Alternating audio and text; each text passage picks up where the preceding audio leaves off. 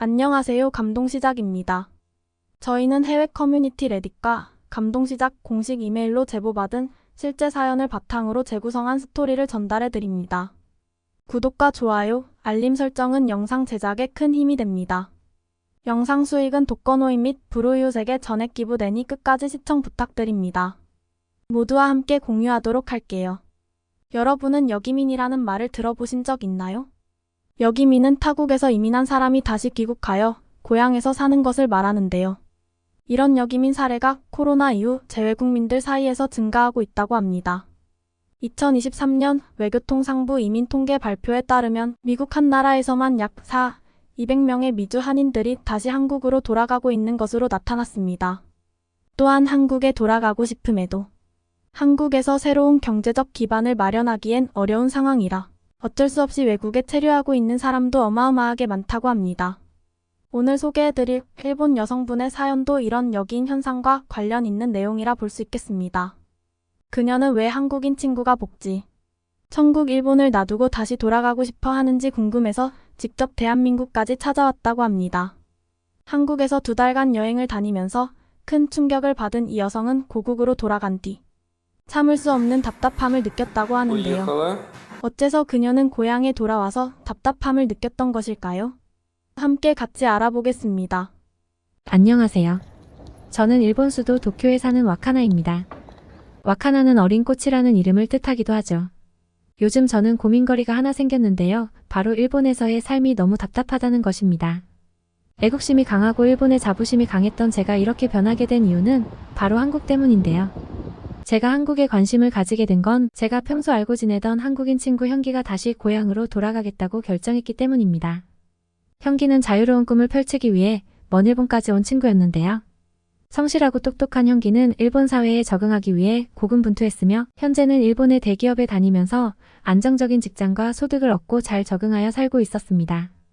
현기의 아내 또한 생활력 강하고 씩씩한 사람으로 일본에 왔을 때는 일본어는커녕 영어조차 서툴렀지만 피나는 노력으로 이제는 저와도 일상 대화를 나눌 정도로 발전했습니다. 그래서 모든 것을 버리고 한국에 돌아가겠다고 했을 때 엄청나게 놀랐습니다. 저는 노력한 게 아깝지 않냐고 했고 현기 또한 그런 말을 많이 들었다고 했습니다.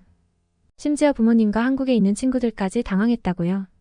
하지만 현기는 이제 1살이 된 딸을 생각하면 한국에서의 삶이 더 좋을 것 같다고 말했습니다. 저는 딸에게 한국인으로서의 정체성을 가르치기 위해 다시 고향으로 떠나는 거냐고 물었지만 그는 자세히 말하는 걸 꺼렸습니다. 떠나는 이유에 대해 말하면 한국과 일본을 비교하는 것처럼 들릴 수 있어서 저를 불쾌하게 만들고 싶지 않다고 했습니다. 그러나 포기하지 않고 제가 계속 물어오자 현기는 마지못해 일본이 한국보다 삶의 질이 더 좋을 거란 환상을 가지고 왔는데 막상 와보니 한국보다 삶의 질이 더 떨어지는 기분이었다라고 말했습니다. 그는 이것은 본인의 개인적인 의견이고 일본이 나쁘다는 뜻은 아니니 오해하지 않았으면 좋겠다고 덧붙였습니다.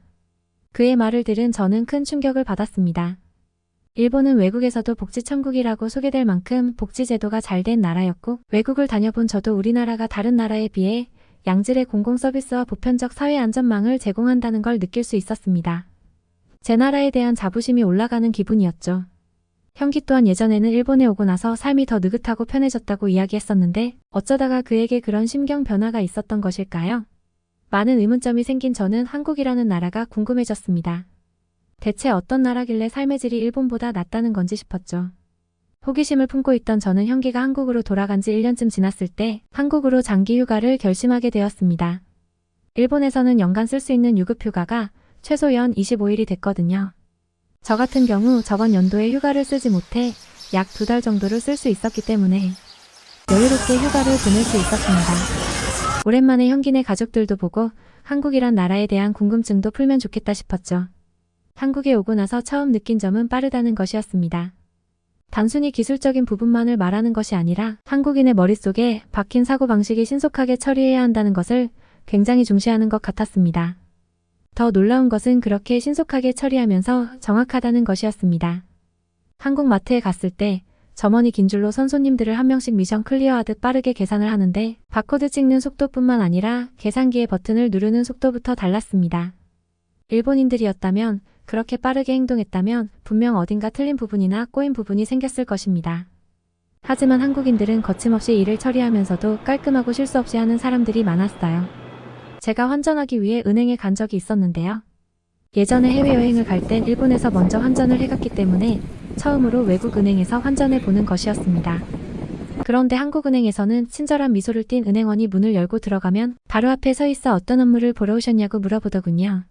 환전을 하러 왔다고 하니 그는 기계에서 나온 표를 하나 뽑아주었습니다. 그리고 표에 써진 한국어를 하나하나 설명해주면서 대기인 수가 몇 명 남았고 외환 창구는 어디인지까지 영어로 설명해줬죠. 저 같은 일본인들은 90% 이상의 국민이 영어를 유창하게 구사하기 때문에 저도 해외에 있을 땐 영어를 주로 쓰곤 했죠. 한국을 다니다 보면 영어를 잘하는 사람과 못하는 사람의 편차가 좀 큰 편이라 느꼈는데 그럼에도 불구하고 느낄 수 있는 감동적인 부분은 영어를 잘하냐 못하냐에 상관없이 이 은행원처럼 열심히 설명해준다는 점이었습니다. 번호표를 뽑고 나서 30분쯤 기다리니 창구 기계에 제 번호가 뜨면서 은행원도 큰 소리로 같은 단어를 반복해서 외쳤습니다. 한국어는 모르지만 아마 제 번호를 외치는 것 같았습니다. 저는 30분 만에 창구에 갈 수 있어서 신기하다는 생각과 동시에 고객을 배려해 여러 번 반복해서 번호를 불러주는 것이 놀라웠습니다. 일본 같으면 은행 업무만 보러 가도 짧으면 한두 시간 이상의 반나절 가까이 있는 경우도 많았고 번호도 한번 부르고 대답이 없으면 바로 넘기기 때문입니다.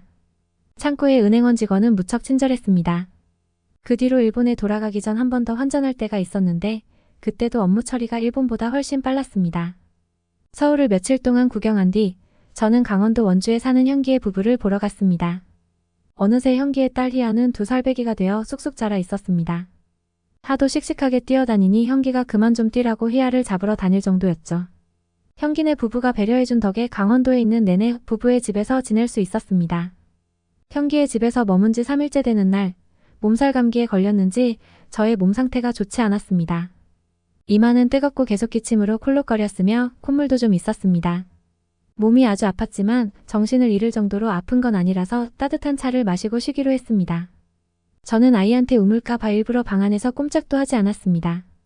일본에서는 감기나 몸살 때문에 끙끙 앓아도 사경을 헤맬 정도로 힘든 게 아닌 이상 병원에 가지 않고 집에서 쉬는 게 보통이었죠. 병원에 가봐야 대기실에서 한나절을 기다려야 하고 의사들은 약 처방도 해주지 않고 집에서 쉬어라 는 말만 하기 때문입니다. 그러나 형기네 부부는 저에게 당장 병원에 가야 한다고 야단법석이었고 혼자 가기 힘들면 같이 가주겠다고 했습니다. 저는 이 정도 일로 병원에 가야 한다고 고집하는 부부가 이해되지 않았지만 형기의 부인에게 끌려가다시피 병원에 갔습니다. 제가 병원에 예약도 하지 않고 막 가도 되냐고 묻자 형기의 부인은 한국은 병원에 예약하지 않아도 언제든 갈 수 있다면서 일본과는 다르다고 이야기했습니다. 저는 그렇게 선약도 잡지 않고 가면 한참 기다리는 거 아닌가 우려스러웠지만 은행에 있을 때와 비슷하게 30분 남짓 기다리고 바로 진료실로 들어갔습니다. 의사는 저에게 입을 벌려보라고 하면서 안을 살피고 코를 세척해 주었습니다. 의사 선생님은 보호자로 따라온 형기의 엄마와도 한국어로 저의 상태에 관해 대화를 나누었습니다. 형기 엄마는 저에게 주사 한 방을 맞고 가자며 약을 처방해 줄 거라 이야기했습니다. 감기랑 몸살 때문에 엉덩이에 주사를 맞고 병원에서 처방해준 약을 꼬박꼬박 먹다니 제 인생에 처음 있는 일이었습니다.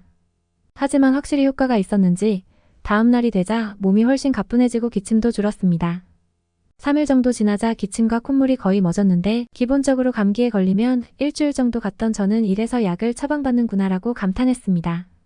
제가 한국 병원은 진료 속도도 빠르고 의료 수준도 질적으로 좋은 것 같다고 이야기하자 형기는 저에게 사실 한국에 돌아온 까닭에 그런 것도 있다라고 고백했습니다. 형기가 처음 일본은 왔을 무렵 그는 일본이 기본적으로 의료 서비스가 무상이거나 병원비를 지불한다 한들 아주 적게 내는 나라이니 좋은 의료 혜택을 누릴 수 있을 거로 생각했다고 합니다. 그러나 몇 년 동안 살아보고 그가 내린 결론은 비싼 세금에 비해 의료 혜택을 충분히 누리지 못한다는 것이었습니다. 어린 딸이 고열 때문에 계속 울어 병원에 가도 푹 쉬면 낫는다라고 태연하게 말하고 손을 다쳐 응급실에 갔는데 계속 대기만 하고 있어 가벼운 응급처치라도 해달라고 하소연하니 이 정도로 죽지 않는다라는 말을 하는 것을 보고 기가 막혔다고 합니다.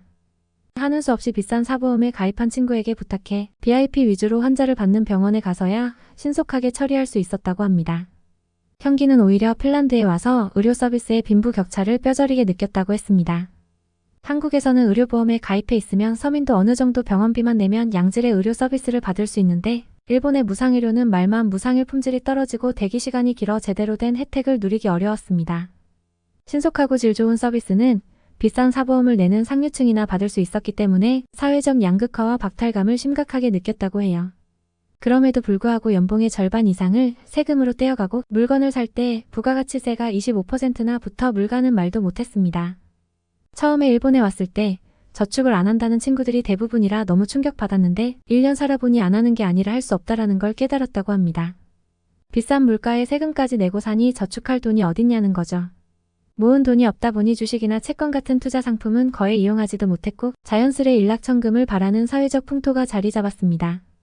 덕분에 도박 문화가 발달해 성인 인구 중 3명 중 1명이 매주 도박이나 복권을 사는 게 일상화되어 있었죠. 형기는 일본을 건전한 청정 국가처럼 생각했다가 어린아이가 보는 TV에서도 버젓이 카지노 광고가 수도 없이 나오는 것에 큰 충격을 받았다고 이야기했습니다. 그 외에도 답답할 정도로 행정 업무나 배달 서비스 등 한국보다 편의적인 부분이 심하게 떨어졌고 여기에 북유럽 특유의 개인주의적인 사람들의 태도까지 겹쳐 점점 향수병이 심해져 결국 한국으로 돌아왔다고 이야기했습니다. 실제로 한국을 경험해보니 왜 형기가 그렇게 말했는지 이해할 수 있었습니다. 한국은 기본적으로 정이 많아서 그런지 사람들의 따뜻함이나 친절이 느껴졌습니다. 그러면서 뭘 해도 신속하게 처리해주니 점점 그 편리함에 익숙해져 갔습니다.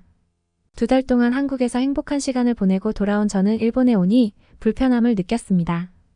개인주의가 강한 일본은 자유롭긴 했지만 그만큼 타인에게 무관심하고 상대적으로 덜 친절했고 서비스는 느리고 답답했습니다. 몸이 너무 아파 병원에 갔는데 3시간 기다려서 의사를 만났더니 차를 마시고 몸을 따뜻하게 하세요라는 말 한마디밖에 못 듣자 평소와 달리 화가 치밀어 올랐습니다.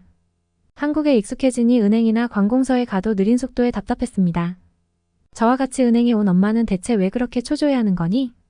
원래 이 정도 걸리잖아 라고 이해할 수 없다는 듯 이야기했습니다. 저는 그제야 제가 있는 곳이 한국이 아닌 일본이라는 것을 깨달았죠.